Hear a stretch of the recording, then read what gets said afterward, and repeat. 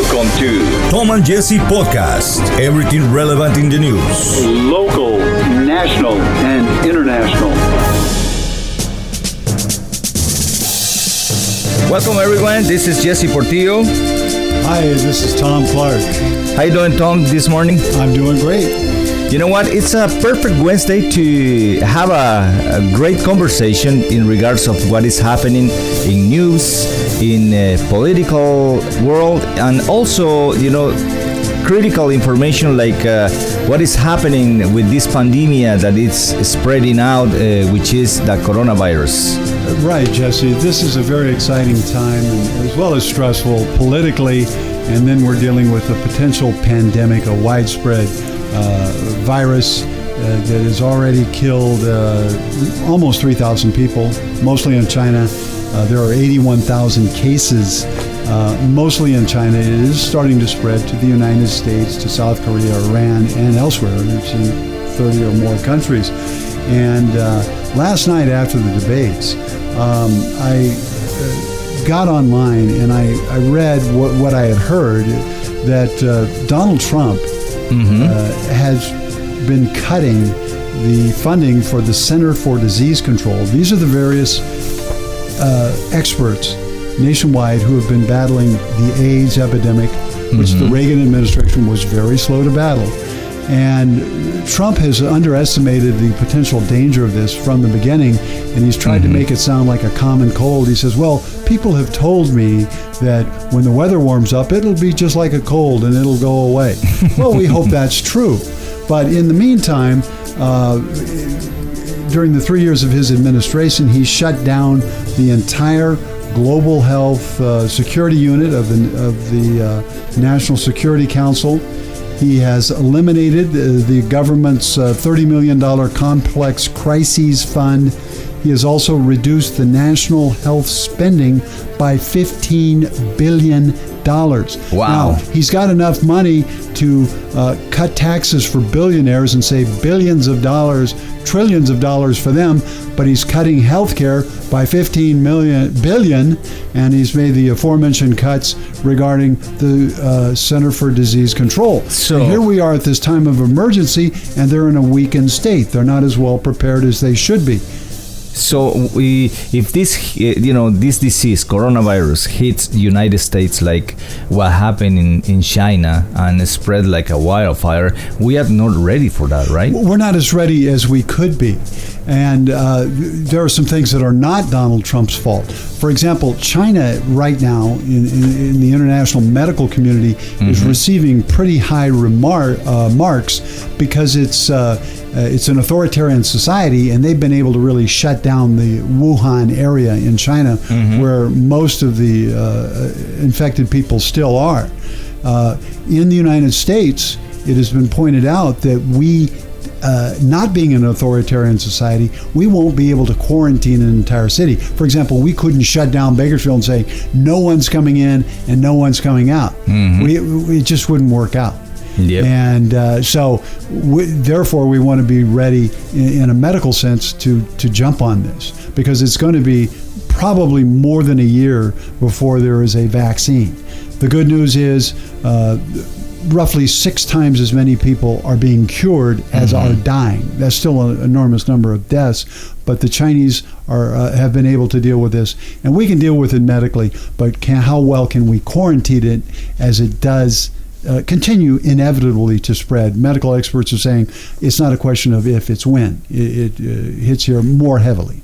Now, that doesn't mean it's going to be a Black Death or AIDS kind of disaster, but it's going to be potentially quite dangerous. Because, right now the count is 81,000 cases of coronavirus and 2,765 deaths. That's something that really we need to pay attention to. It's going up every day, and it's spreading to other countries. So we really have to be on top of it, and we want to be vigilant, and we want to fund in every way the Center for Disease Control. This morning, as a matter of fact, we were talking with my wife, Clarita, and she was mentioning that she was reading on the Facebook pages that here in Bakersfield, we should put an alarm of being attentive, be very careful, take the most precautions possible, because the reason being is those tremendous cuts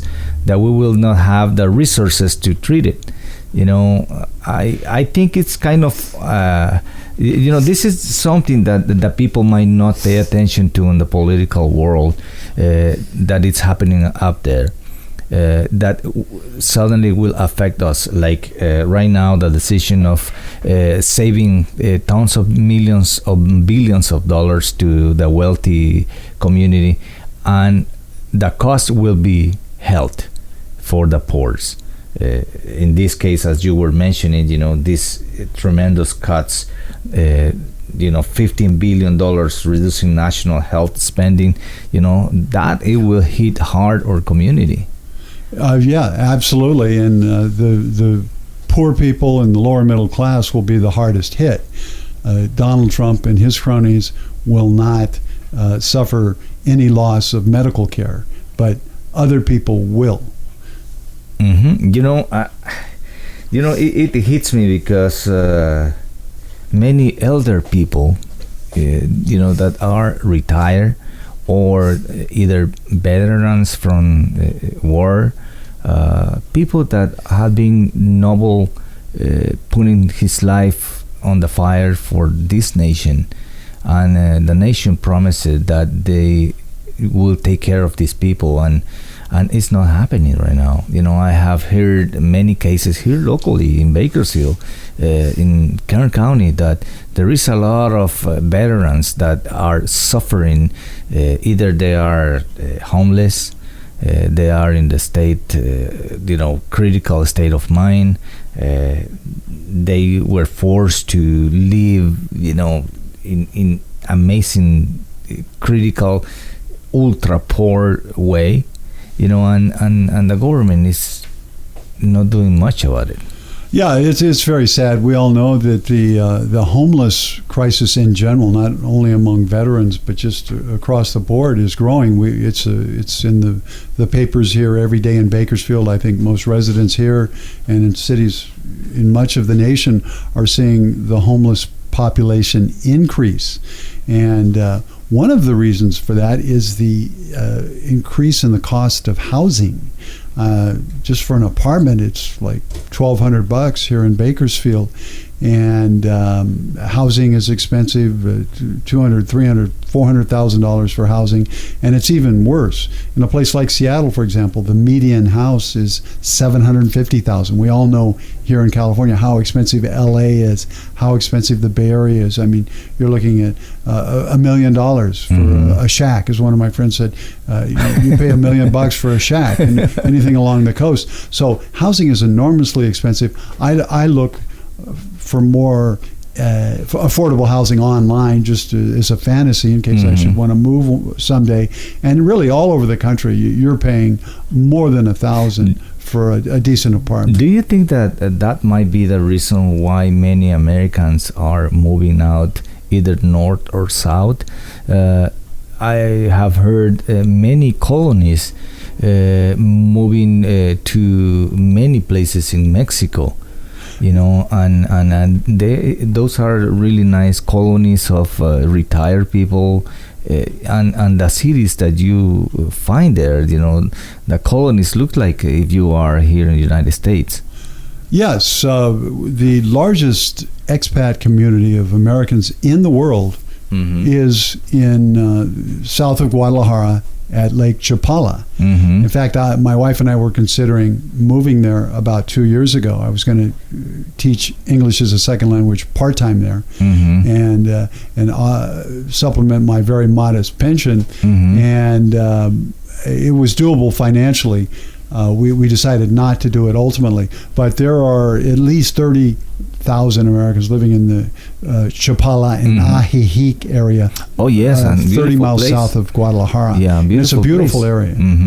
And the reason being is how expensive life is getting, and the payment is not much getting up.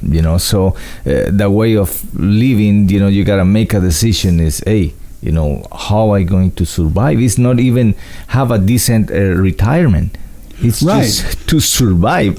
There are no official statistics on it, but every time I read about it, the estimations are that 1 million, more than 1 million people from the United States live in Mexico right now.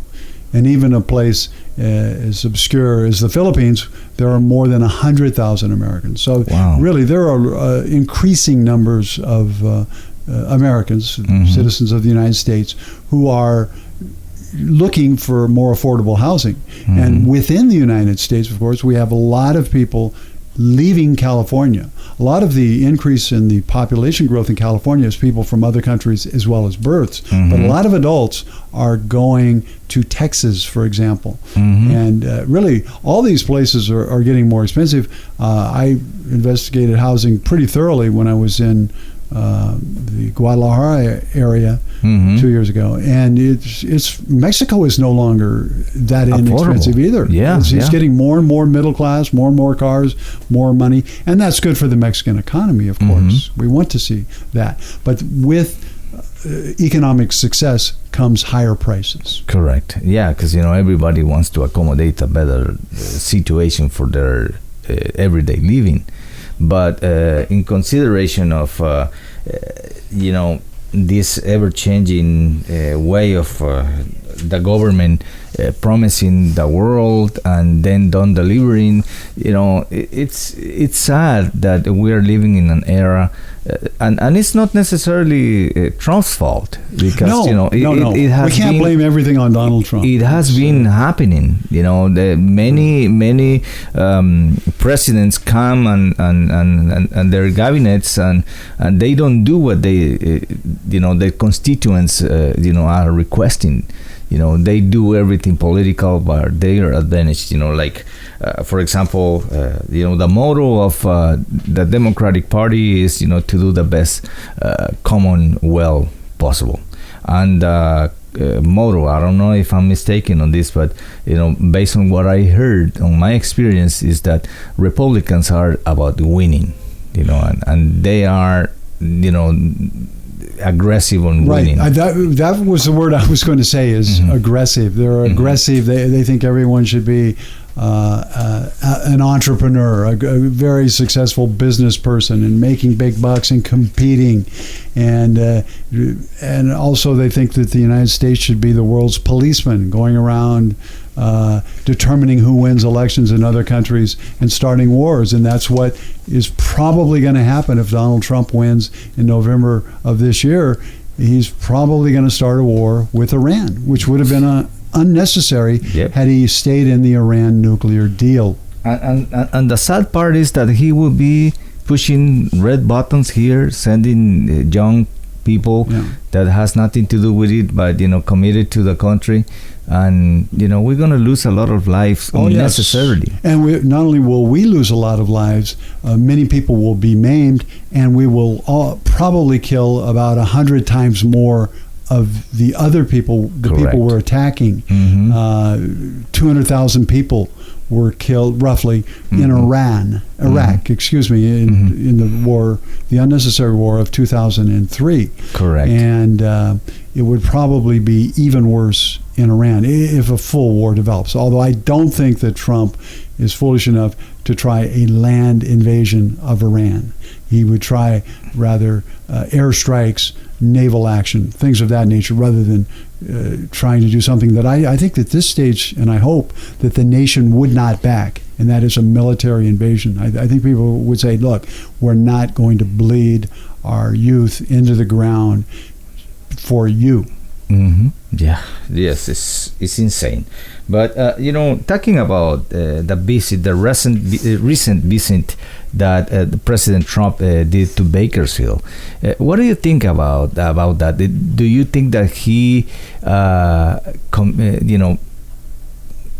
he came to do a political rally, talking about a couple things that is the interest of the locals here, in the valley, like water and some conservation. I don't think Trump is kind of friend of conserving nature. like the salmon, the wild salmon on the river, San Joaquin River and Sacramento River. I don't know. Well, that's true. Donald Trump is certainly not an environmentalist, and if I may generalize, I would say Republicans are not environmentalists. They are rather deniers of climate change, which most reputable scientists worldwide hold to be absolutely the number one problem in the world, potentially. I don't know if you remember when President Trump came and met with our governor Gavin, and he was telling him, hey, you know what, put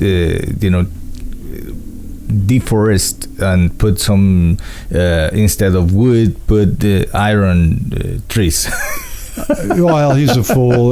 Like when Paradise, California, north of Sacramento, was annihilated by fire, incinerated, and so much, millions of acres of California were lost. He was making political comments about California's incompetent governor, and it's just something that the Republicans really will have to become more attuned to at some point, because it's just going to be undeniable. Australia, as we speak, has been on fire for weeks or months, and there are just these unprecedented environmental events taking place. I saw a satellite photo a couple of days ago of Antarctica. 20% of the ice covering Antarctica melted over a period of several days or a week and a half. Instead of taking years, right? It's just melted. And I don't know how Trump and his allies would explain that other than by global warming. Yeah, because he believes that it's just. By the way, it was something. It was in the mid to high 60s the other day in Antarctica. It was the hottest day on record in Antarctica. Which, oh my goodness! And it was about the same temperature that it was, say, in California. Wow. That's scary. If that doesn't scare you, and this is a satellite photo. I mean, you can see all the ice covering Antarctica. Let's say 10 days before, and then 10 days afterward, 20% of it is gone. Jesus Christ, that's scary. But in order to do something for this, I think we as a citizen, everyone gotta do our part. Conserving water, doing renewable energy, creating ways of reusing stuff, instead of just using plastic, using containers of water, because right now it's so popular to drink water and buy a bottle and throw it away. Instead of that, become conscious about that, and we bring our own reusable water bottle, that we can do something to help our nature. Well, that would certainly be the prudent thing to do. My wife loves to collect bottles, though, and we probably make $15 a month off those plastic bottles, but we'd have to sacrifice that because, yes, we should have a reusable container and get water from a larger container rather than buying these 16.9-ounce bottles. Correct. Because, if some people are drinking more water now and they realize that the body needs it, and some people drink up to 4, 6, those 16 ounces containers, and so it means there will be 6 new one-time use bottles thrown away. Right. When the people do recycling, as you mentioned, your wife, that is good too. But because you're consciously doing something, not just to throw it on the trash. Yes, yeah. People, I think, are much more conscious of that. Yeah, that's great.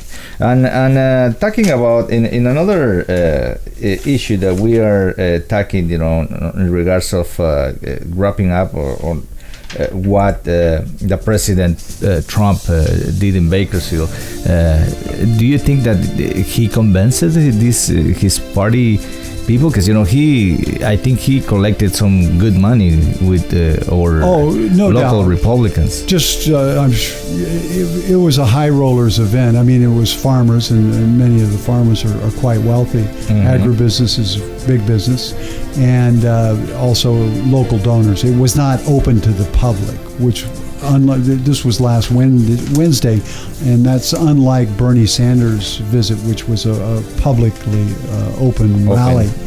And I will say one thing in Trump's behalf, and it's even as we head into this very rugged presidential campaign, we need to acknowledge that Trump and all politicians do some good things.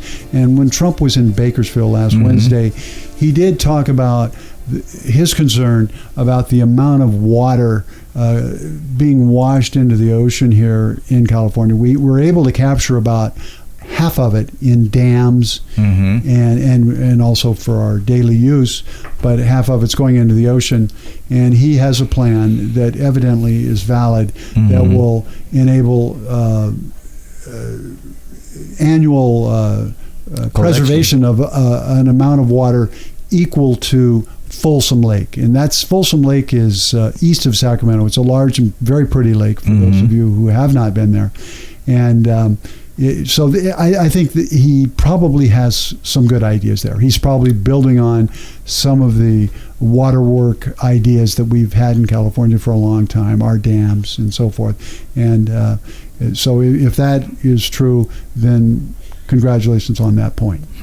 But in another token, just promising something and realistically cutting a lot of money for health. Oh yeah, well that's like Bernie Sanders, whom I admit and I'm proud really to have cast my vote for by mail a few weeks ago.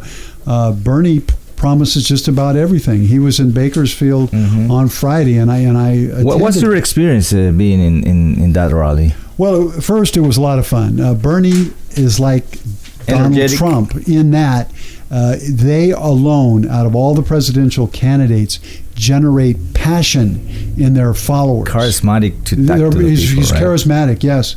Donald Trump has star quality, indisputably, and Bernie doesn't have quite that star quality, but let me tell you, in person, he is very dynamic. And I thought it was appropriate. It was held at the Spectrum Amphitheater east of town because I had never seen anything but a rock concert there, and a really good speech is like a good rock concert or any other kind of musical concert. It really pumps you up, and Trump pumps up his base. That's what Bernie Sanders is doing right now, and that's why he's the favorite and the leader right now. Yeah, he's leading the primaries, right? Yes. Yeah, yes, and talking about primaries, I know that he won in Vegas, in Nevada. He's doing well, and now last night you said that you had the experience of watching the very short takes on Democratic's debate last night, Tuesday, February 25th, that happened in South Carolina. I know there's a lot of interesting things that you said that you were mentioning. It was. I thought it was a good debate. It was a raucous debate. It was a wild debate in that everyone was so anxious to attack Bernie, as well as the 65 billionaire Bloomberg of New York, the three-time mayor of New York City, and they were all talking over each other, so anxious to strike a blow, particularly at Bernie, the leader, but also at Bloomberg, who is perceived as correctly as a guy who can, if he wants, he can stay in the race and finance as many ads as possible. And his ads have really taken the place for interaction with the people. His first debate last week was a disaster. He was somewhat better this week, but he comes off as a very kind of a cold guy. He's not warm, and he's not politically charismatic. Yeah. He's a very bright guy. He's very capable. Bloomberg made some kind of risky comments before on the black community, and he had the frisk and search policy, which is hurting him politically a great deal, and that's when primarily black and Latino young men were arbitrarily frisked. Now, I think frisked is a nice word perhaps for roughed up. I think most of us are advocates of law and order, but he crossed the line, and he knows it now, and he has apologized, and he said, well, 95% of the time that was not correct. Yeah. So, and also Elizabeth Warren took really hard on Bloomberg. She's got a Bloomberg thing. Really, her main competitor on the left in the Democratic Party is Bernie Sanders, and logically, that's the guy she would be going after because he's the one who is beating her. He's the one who's been getting potential Warren supporters on the left, and she's moved a little toward the middle. It has not worked. She has chosen instead to go after Mike Bloomberg. I know. And to a lesser degree, Bernie, at least in the last two debates. Yeah, maybe that is helping Bernie as well, because, she's not attacking him. Oh, yes, I think that is helping him. What is also helping him is that we have all these people in the race. Last week, we had 6 people on stage in the debate. We had Tom Steyer, another billionaire, was on stage last night. So we have 2 billionaires. We have 3 people battling it out in the middle. Amy Klobuchar, the senator from Minnesota.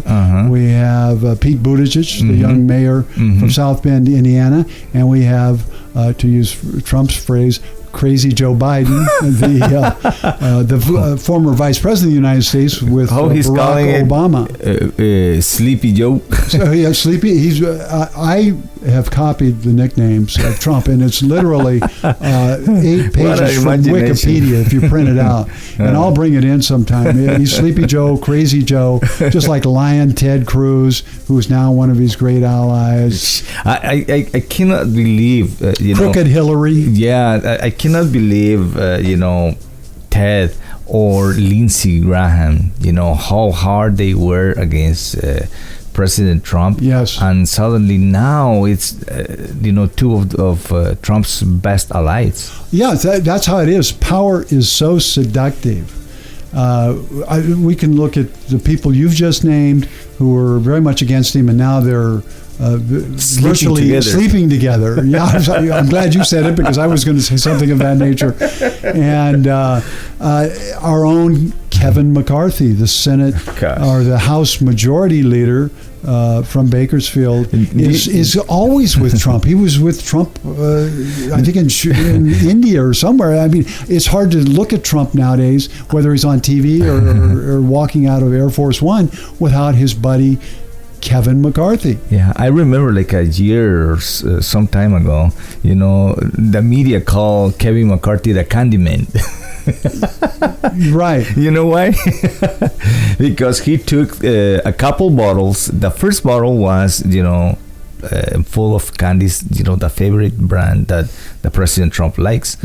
Among that, it was a specific one that President Trump likes more. So the next time that Kevin McCarthy went to visit him, he bring another bottle just with that special favorite candy of the president. Well, that's what's known as kissing the teacher's ass. I think I commented to you a couple of weeks ago. I said, given the big belly that Trump has and the lack of exercise, I would have recommended that McCarthy bring him some carrots, some zanahorias. Bring him some vegetables or something. Yeah. I remember somebody was making fun of Trump, like a big baby, hiding some vegetables on the potato, mashed potato, in that way you can eat it.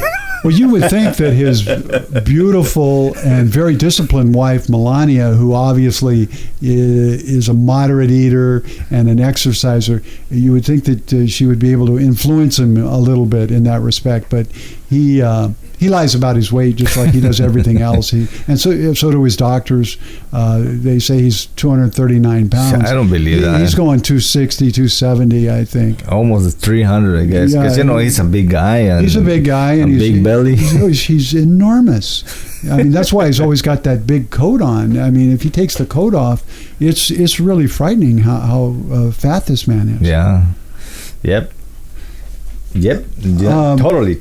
And And a very short take on the Democrat debate. What do you think about the attack by Pete Buttigieg and others in regards of what's Bernie Sanders were performing? Well, I made some notes on that, and it's inevitable that the leader's going to come under attack, because that's the one the others are going to have to beat in order to climb and to survive. And Pete Buttigieg and others, and not only on the debate stage, but Democrats around the nation, and really Republicans looking at it thinking, hey, we can kick Bernie's butt in November for some of the following reasons. Correct or not, this is the current thinking. Sanders can't win because he's too far left, and he'll not only lose, but he'll hurt other candidates in races for the House of Representatives and the Senate, and even in the gubernatorial elections around the nation, and even, for that matter, on the local level. They feel that he will damage them because Trump and others will say, well, he's a communist or he's a socialist, as socialist is a bad word. But as I pointed out in an article I wrote about Bernie after seeing him last week, some Trump, red-hatted, red-shirted Trump backers were holding signs saying, not many of them, but some were there, and they said, socialism is bad. Well, I would say more accurately, that should have said communism is bad. Bernie Sanders' style of socialism, which he should really use with the word democratic socialism, is more of a Northern European kind, like in Denmark. Nations like that, very successful nations, very wealthy nations, capitalist nations, but nations that have appropriate tax structures and benefits for people who need them. The well-being of the community, not the people in power. That's correct. And that's what Bernie's about. He's not Fidel Castro. And Fidel Castro came up last night, and Bernie fell into the trap, and he said, look, Fidel Castro did some good things too, and that's true. But Fidel Castro was a dictator. In the we don't have time today to go into all of the things the United States should have done. Going back to the Eisenhower administration, when his vice president Richard Nixon, who would be president, said, "Hey, we should try to conquer Cuba. These are communists, or they're headed that way." And then, sure enough, when President Kennedy beat Nixon in 1960. Early in his administration, 61, there was the Bay of Pigs invasion. And so at that point, the Cubans were able to repel this ragtag group of Cuban refugees who were trying to retake the island. But from that point on, Castro was very much in the Soviet camp, and that led to the Cuban Missile Crisis of 1962, when Kennedy and Castro, and especially Castro, almost blundered us into a nuclear war. And so anyway, that's just a brief history of U.S.-Cuban relations, and relations have been frigid since then. We haven't come close to a shooting war, but it's insane that we have this adversarial relationship with a nation that's right off our coast. Correct. But the right-wing Cuban minority in Florida has inordinate power. They're quite wealthy, many of them, and they have the ear of all the Republican presidents, and they apply a great deal of pressure. Now, that's right. With that being said, Bernie said, well, Castro, yes, he wasn't perfect, but, and I'm paraphrasing, but he was great for literacy. They have 100% literacy in Cuba, and they have medical care in Cuba, universal medical care. And I'll just mention a personal note. I visited Cuba in 1992, and I had a very bad ear, nose, and throat infection before I left. But I went anyway because I had bought the ticket at the time, and I don't think you can. After Trump, you can't fly directly to Cuba. You could not fly directly to Cuba at the time, so I had to go down to Mexico City. I couldn't even buy the ticket to Cuba, so I was able to reserve it. So I went down to Mexico City, paid for the ticket, and then flew from Mexico City to Cuba. And so anyway, but when Bernie says that Castro did have some good points, or at least he did some good things, despite being an incompetent dictator and brutal. He's hurting himself, and he allowed Pete Buttigieg to say that we don't want our party related to Castro by saying, well, he did some great things. It's like they just use certain way of messages that like Bernie said and use it against him, right? And yes. What about the NRA?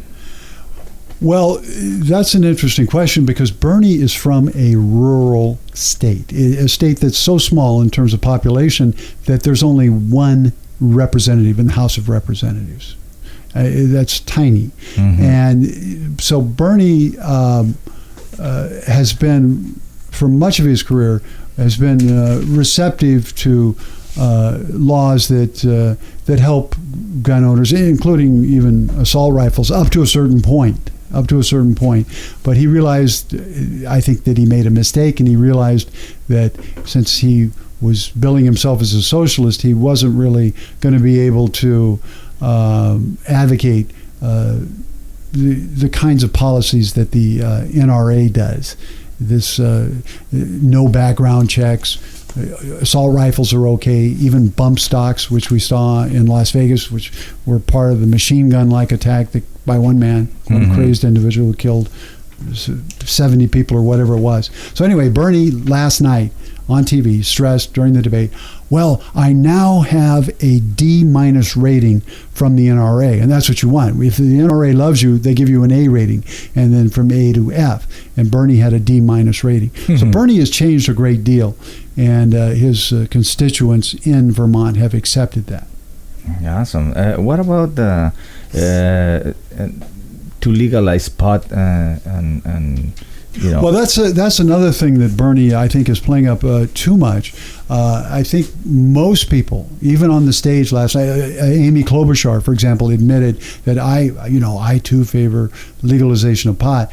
The thing that he's doing right now is saying that since blacks and Latinos suffered inordinately because of the crazy laws that were imprisoning people for simple possession of pot, he says those people should be compensated by the billions of dollars that will come from the legalization of pot. So that's a point that's hurting him as well. Jesus Christ. So what about what Bernie says on United States has overthrown regimes around the world? Well, yeah, as we mentioned just moments ago, they tried to overthrow Cuba, and they overthrew Saddam Hussein when he was no longer a threat in 2003. It was different in 1991 after his 1990 attack of Kuwait, but Saddam in 2003 was very much impotent militarily, and there was a no-fly zone in the north, a no-fly zone in the south. His country had been crippled by sanctions, and so there was no reason to attack them. The United States is in attack mode. We saw the same thing in Vietnam. Vietnam was no threat to the United States, but yet the United States went over there and over a 10-year period or so killed perhaps 2 million people in Southeast Asia, not only Vietnam, but in that region. Killed perhaps 200,000 in Iraq, and perhaps Iran is next. So I think with Bernie Sanders, we have a much better chance of that not happening. What about Bernie mentioned that to be pro-Jewish? Right.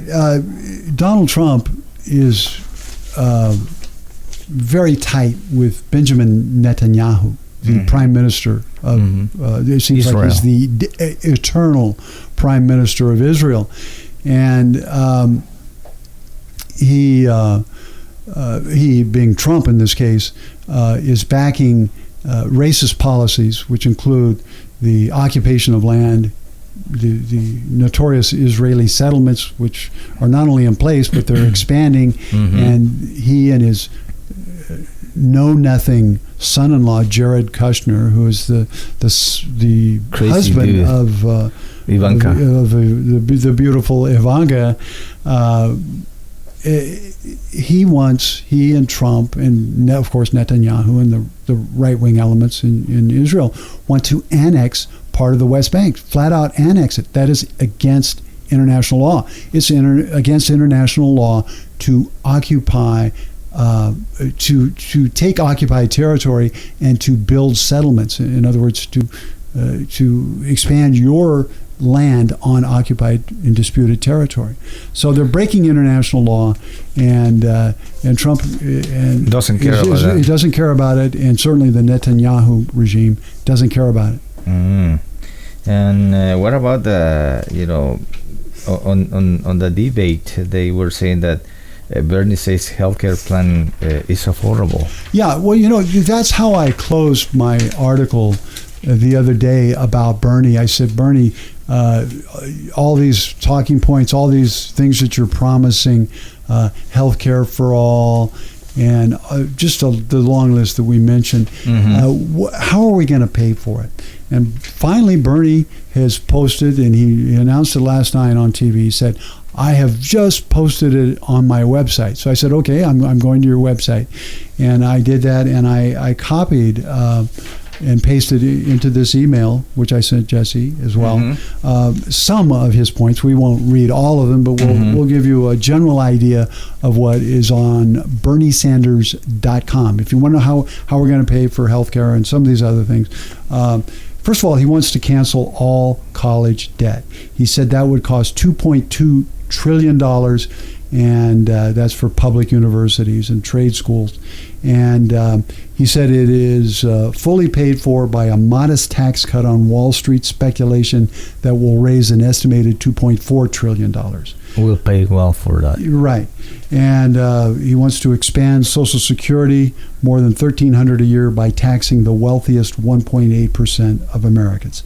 Now, those both seem reasonable, but chances are his political opponents will be able to attack him on that. Housing for all. We talked about homelessness before.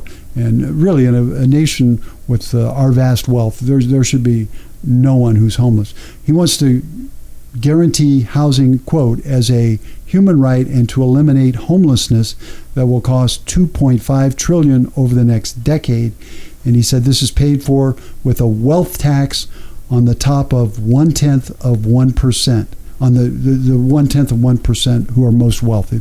In other words, 1 out of 1,000, the people who are that wealthy. And according to Bernie's website, the wealth tax will raise $4.1 trillion. Almost as twice right. the amount needed. Yes. Of course, when politicians start delivering figures, I'm going to create this many jobs and I'm going to do this or that, it's pie in the sky until it really happens. But I think this is the way the world is going. Yep. I think the young people today, that's where Bernie's support is. His support is not with older people. Bernie's... How you would call that alternative reality? Yeah. Or virtual truth? That is not a truth, but it seems to be. It's a projection. It's people project, and every politician has this. I created this many jobs, and or I would create this many jobs. But I think the way that whether or not Bernie Sanders is elected, the country is moving toward the left, more toward a model of Northern European democratic socialism, and we have a new generation of politicians who are progressive or liberal, such as Alexandria Ocasio-Cortez of the Bronx in New York, and many others. And that she supports Bernie Sanders. Bernie's support is not with the older people. He's an older fellow, 78, but it's with people 50 and under, and even particularly strong people 30 and under. So those who are young are probably going to see the day when we have, I think, a much more, shall we say, humane and inclusive government. Yeah, so I would like to thank you, Tom. Great information that you were researching. Is there anything that we want to close or podcast absolutely. number 3? Absolutely. We've got the big day is next Tuesday. First of all, there's South Carolina, the primary that probably Joe Biden is going to win. He was the favorite on paper. Talk about virtual reality on paper as Obama's highly regarded vice president, and for more than 30 years a senator from Delaware. He was the favorite and the betting favorite. And people said, hey, he's the guy who can beat Trump. And then, of course, he started losing it. And then Elizabeth Warren was the leader. Now Bernie is the leader. So anyway, Biden must win Saturday. If he can't win South Carolina, where he's perceived to be very strong because of all the African American voters, then he can't win anywhere, probably, other than maybe Delaware, where he's from. So Saturday is a big day. We're going to learn a lot Saturday, but Super Tuesday, March 3rd, that's the big day. California's primary, Texas's primary, 14 states in all will be voting. We're going to learn who is really, does Bernie really have it, or do some of the other candidates have a chance of competing against him? So I will invite you guys to stay tuned. Next Wednesday, we're gonna talk about these results of the Democratic primary, especially here in California, to see what is the winning candidate that might have the majority of votes and will be leading, the run to the White House. So please share if you like this podcast. We will be live next Wednesday at 10 a.m. We're going to talk about the results. Also, you can find this podcast if you want to listen later on. If there is something that maybe you want to hear again. Look, this is going to be available on Tom and Jesse podcast on YouTube. Also, look on my Facebook page, Big Jesse Portillo, and will be available there also. And in you, Tom? Well, it'll be on my website, georgethomasclark.com, with really a link going to Jesse's programs as well as to YouTube. Exactly. So please spread the word. I hope you give us 2 thumbs up and click the little bell. In that way, when a new podcast is available, it will tell you that it's available for you. And share on YouTube for sure, or Facebook. Share in all your social media. Please help us to spread the word. Thank you, Tom. Pleasure. An excellent podcast today. I believe we have a great information for our audience, and I hope you guys like it. This is Tom and Jesse podcast. Thank you, Tom. Thank you, Jesse.